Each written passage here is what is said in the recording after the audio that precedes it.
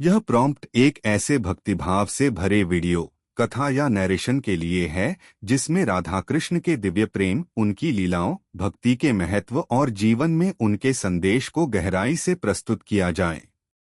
इस प्रॉम्प्ट को पढ़ते समय श्रोताओं के मन में शांति, प्रेम और भक्ति की भावना जागृत होनी चाहिए। मधुर बांसुरी की धुन के साथ जब वृंदावन की गलियों में प्रभु श्री कृष्ण का नाम गूंजता है, तब हर हृदय प्रेम से भर उठता है। और जब उस प्रेम में राधा रानी का नाम जुड़ता है, तब भक्ति अपनी चरम सीमा को छू लेती है।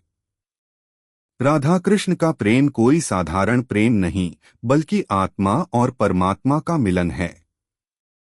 यह प्रेम त्याग, समर्पण और अनंत विश्वास का प्रतीक है। वृंदावन की पावन भूमि, जहां हर कण में भक्ति का रस बहता है, वहीं राधा और कृष्ण की लीलाओं ने संसार को प्रेम का सच्चा अर्थ सिखाया। यमुना के तट पर कदम के पेड़ों की छाव में गोपियों के साथ श्री कृष्ण की रासलीला केवल एक कथा नहीं, बल्कि जीवन का संदेश है कि ईश्वर से प्रेम करो, समर्पण करो और अहंकार त्याग दो। राधा रानी, जिन्हें भक्ति की देवी कहा जाता है, उनका नाम लेते ही मन में शुद्धता और प्रेम की भावना जागृत होती है। राधा का प्रेम निस्वार्थ था, जिसमें कोई अपेक्षा नहीं, केवल समर्पण था। उन्होंने कभी कृष्ण से कुछ नहीं मांगा, केवल उन्हें अपने हृदय में बसाया। यही सच्ची भक्ति है, जहां भक्त और भगवान के बीच कोई दूरी नहीं रहती। श्री कृष्ण, जो बाल्यकाल से ही अपनी लीलाओं से सभी का मन मोह लेते थे, उन्होंने जीवन के हर चरण में धर्म और प्रेम का संदेश दिया।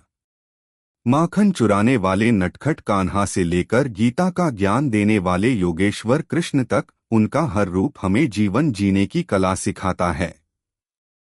जब भी संसार में अधर्म बढ़ता है, तब भगवान किसी न किसी रूप में अवतरित होकर धर्म की स्थापना करते हैं। लेकिन कृष्ण ने केवल युद्ध और धर्म की बात नहीं की, उन्होंने प्रेम की भी बात की। उन्होंने बताया कि प्रेम ही सबसे बड़ी शक्ति है, जो हर कठिनाई को सरल बना सकती है। राधा कृष्ण का प्रेम हमें सिखाता है कि सच्चा प्रेम कभी बंधनों में नहीं बंधता। वह स्वतंत्र होता है, शुद्ध होता है और अनंत होता है।